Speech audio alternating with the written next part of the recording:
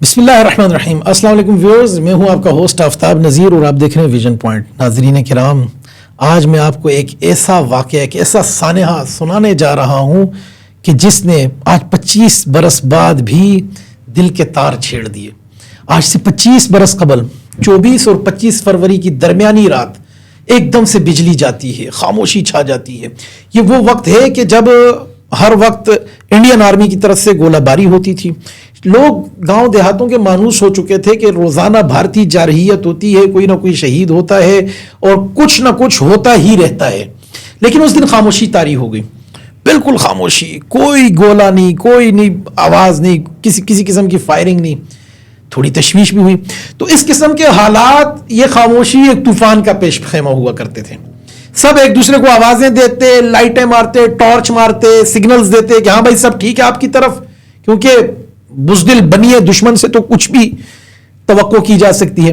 خیر المختصر، اس دن وہاں لنجوٹ ایک گاؤں میں سردار عبدالحمید صاحب کے گھر ختم قرآن تھا، اور قرآن خوانی میں جس طرح گاؤں کے بہت سارے لوگ جمع ہوتے ہیں، وہاں جمع ہوئے، ختم پڑا، اور گھر کے بزرگ بیٹھے تھے. انہوں نے کہا جی آپ بھی ہمارے گھر ٹھہر جائیں. جو لوگ جا سکتے تھے قریب قریب گھروں والے چلے گئے، دور کے جن کے گھر تھے وہ رات وہاں رک گئے. رات 12 بجے بجلی جاتی. 12 بجے کے بعد تاریخ بدلتی ہے. 24 تاریخ گزر گئی، 25 فروری آ گیا، سن 99 گزر چکا ہے، سن 2000 آ چکا ہے.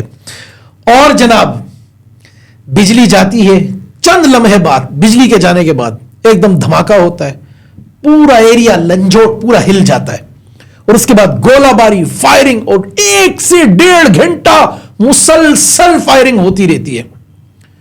سب لوگ پریشان کہ یار پتہ نہیں کیا ہو گیا، کون سی پوسٹیں دشمن نے وار کر دیا یا کوئی کراس بارڈر فائرنگ ہو رہی ہے، سمجھ نہیں آ رہا، بیچارے کیا کریں.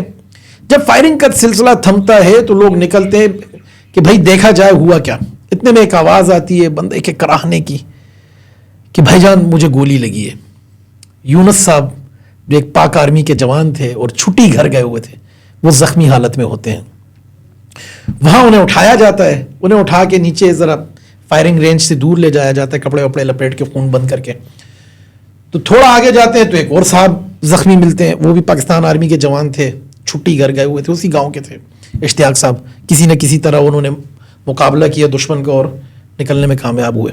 اور بتایا کہ بھائی اوپر جو ہمارے نانا کا گھر ہے، یونس صاحب کے جو نانا ہے سردار عبدالحمید صاحب، ان کے گھر پہ اٹیک ہو گیا. اچھا، سردار صاحب کے گھر پہ اس دن چونکہ خواتین بچے سب رک گئے تھے، تو جب اوپر جاتے ہیں اس عینی شاہد کے مطابق گھر کا دروازہ کھولتے ہیں. ہم لوگ اپنی زبان میں اسے پسار کہتے ہیں نا، ایک برآمدہ سا جیسے ہوتا ہے، لکڑی کا دروازہ کھولا. اندر جب جاتے تو ایک لاش ٹکرتی ہے. وہ اس نوجوان کی ہوتی ہے جس کی بھی چند دن پہلے شادی ہوئی. جب اس نوجوان کی لاش کو اٹھاتے ہیں، آگے جاتے ہیں تو اور دیگر لوگوں کی لاشیں پڑی ہیں، کسی کے سر نہیں ہے. وہاں زخمیوں کو تلاش کرتے ہیں، زندوں کو تلاش کرتے ہیں. تو 2 بچیاں آواز دیتی ہیں، چھوٹی معصوم بچیاں، ہم زندہ ہیں. لیکن وہ بڑے شوق میں، بڑے کرب میں، اور وہ جب دیکھتی ہیں کہ کوئی ہماری مدد کو ہے، وہ بچیاں بھی بے ہوش ہو گئی. دوسرے کمرے میں جاتے ہیں، وہاں خاندان کے بزرگ ایک بابا جی، تقریباً 90 سال ان کی عمر، اور مولانا فیض صاحب جو مقامی مسجد کے امام تھے، وہ بھی وہیں ٹھہر گئے تھے. ان کی لاشیں پڑی ہوئی ہیں. مولانا جو بابا عالم صاحب تھے وہ تو پوری ان کی گردن وردن کٹی ہوئی تھی، گرے ہوئے تھے. تیسرے کمرے میں جاتے ہیں تو وہاں جناب سامنے لاشیں پڑی ہیں اور سر نہیں ہیں. ان لاشوں کے، خواتین کی لاشوں کے سر نہیں ہیں، اور ان میں زخمی تلاش کیے جاتے ہیں. وہاں 1-2 زخمی ملتے ہیں، انہیں شفٹ کیا جاتا ہے. چوتھے کمرے میں جاتے ہیں تو بچوں کے کراہنے کی آواز آتی ہے. خاتون جو پریگننٹ تھی، حاملہ خاتون، ان کی انتڑیاں باہر ہیں، حاملہ خاتون ہیں، انہیں اٹھانے کی کوشش کی جاتی ہے. وہ کہتی ہے میرے اس بچے کو بچا لو. اور وہ اپنے شوہر سے، ان کے زخمی شوہر ہے، وہ ان سے بعد میں ملتی ہیں، پھر ان سے بات چیت بھی ہوتی ہے. ان خاتون کی بھی پھر ڈیتھ ہو گئی، نہیں بچ پائی، اور وہ پریگننٹ تھی، حمل تھا انہیں. اس کے بعد جو ایک اوتاق، اگر آپ گاؤں دیہاتوں میں گئے ہوں تو دیکھو گا، اوتاق ایک کھڑکی ہوتی ہے جو گھر کی پچھلی سائڈ کھلتی ہے، اس سے جیسے یونس اور اشتیاق جس طرح جب اٹیک ہوا جمپ کی نکلے، تو یونس کی جو ارتضا جو شروع میں ملے، ان کی اہلیہ بھی وہیں سے نکلی جمپ کی. تو ایک نیچے پتھر تھا جس پر نماز پڑھی جاتی تھی، وہاں سے ان کی لاش ملتی ہے اور ان کا یہ ایک بازو کٹا ہوا ہے, ان کی گردن کٹی ہوئی ہے, نہیں ہے خاتون کی, دلہن کی ایسی لاش ملتی ہے جس کی گردن نہیں ہے, جس کا بازو نہیں ہے. پتہ یہ چلا کہ انڈین آرمی کے بلیک کیٹ کمانڈوز نے گاؤں پر بربریت برتی ہے, ظلم کا پہاڑ ٹوٹ گیا ہے, اتنا بڑا سانحہ ہو گیا. نہ اس پہ انسانی حقوق کی تنظیمیں بولی, کہاں ہے انسانی حقوق کے چیمپئن؟ آج 25 سال ہو گئے, کیوں نہیں بھارتی جارحیت پر سوال اٹھایا جا رہا؟ کیوں نہیں سانحہ لنجوٹ کے بارے میں کوئی کمیشن قائم کیا جا رہا؟ خواتین, بچے, بچیاں, بزرگ, 90 سال کے بوڑھے, امام مسجد گھس کے گھروں میں ان کے سر کاٹے گئے, ان کے بازو کاٹے گئے اور انہیں اٹھا کر لے گئے. اس بھارتی جارحیت, اس ظلم پر کیوں نہیں آواز اٹھائی جا رہی؟ پاکستان ایک عرصے سے کشمیر کا مقدمہ لے کر دنیا میں اٹھ رہا ہے. پاکستان ہر فورم پہ بتاتا آیا کہ جو غزہ میں ہو رہا ہے اس سے کہیں بدتر کشمیریوں کے ساتھ ہوا. کیوں نہیں دنیا کی آنکھیں کھل رہی؟ کیوں نہیں دنیا کشمیری مسلمانوں کے لیے آواز اٹھا رہی؟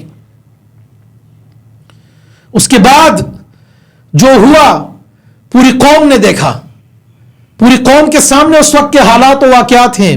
وہ اجتماعی قبریں آج بھی موجود ہیں, اور اسی کشمیر کے ایک سپوت نے جس طرح سے پھر بدلہ لیا, غیرت مند کشمیری نے بتایا کہ مائیں ایسے بچے جننے سے بانج نہیں ہوئی کہ جو اپنے خون کا بدلہ لے سکیں.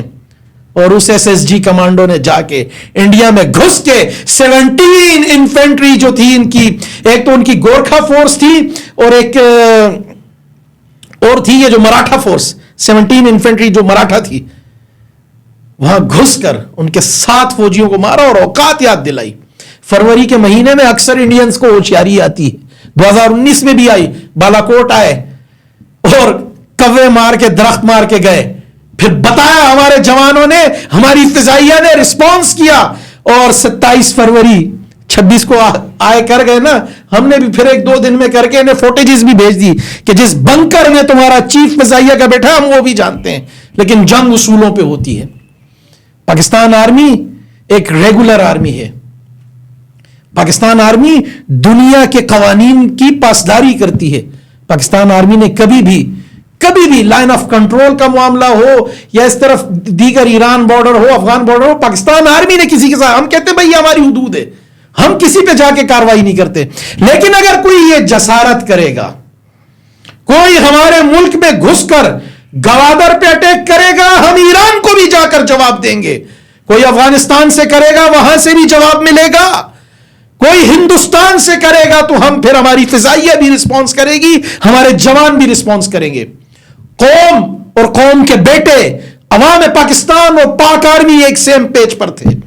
رسپانس دیا, ایسا رسپانس دیا کہ وہ جو ان کا فوجی تھا تلیکر, آج تک اسے ڈھونڈ ہی رہی ہے انڈین آرمی, کہاں گیا پتہ ہی نہیں ہے. مت چھیڑو, پاکستان سے پنگے نہ لو.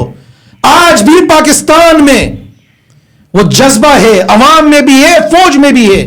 ہم جانتے ہیں ہم نے کیسے رسپانس کرنا ہے, لیکن بار بار ہم دنیا سے کہتے ہیں, اقوام متحدہ سے کہتے ہیں, عالمی برادری سے کہتے ہیں کہ خدا را انہیں سمجھاؤ, انہیں ان کی اوقات یاد دلاؤ.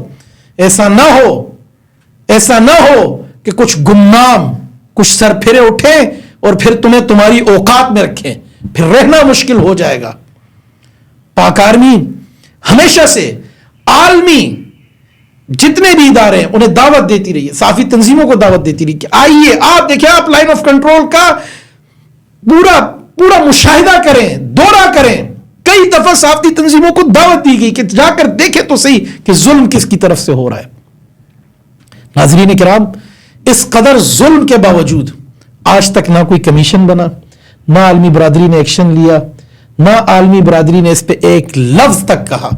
مجھے بتائیں, یہ واقعہ مودی جی جاتے ہیں ٹرمپ کے پاس اور ایک خود ساختہ بیان دیتے ہیں اور مطالبہ کرتے ہیں کسی کی حوالگی کا, جبکہ پاکستان کا اس واقعے سے کوئی لینا دینا نہیں, اور پاکستان نے کہا آؤ تفتیش کرو, हम आपको एक्सेस देते हैं। भारतीयों को बुलाया, बोला जाओ जिससे पूछने, जो पूछने जहां तक जाना जाओ, अगर कोई हुआ हम उसे कैफर किरदार तक पहुंचाएंगे।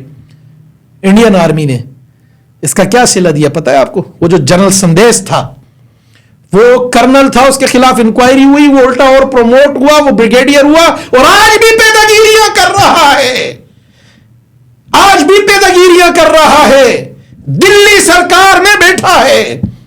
क्यों नहीं एक्शन लिया गया? क्यों उसे फॉरेन ऑफिस में लगाया गया है? ये वो सवालात हैं जो दुनिया पूछती है इंसानी हुकूक की पामाली पर, और उम्मीद करते हैं कि हमारे नाजरीन भी ये सवाल उठाएंगे, और इंडियन से उठाएंगे, और अक़वाम मुत्तहिदा से जाके उठाएंगे कि जुल्म और बर्बरियत पर आज 25 साल बीत चुके हैं, सवाल उठाया जाए। देखते रहिए विजन पॉइंट।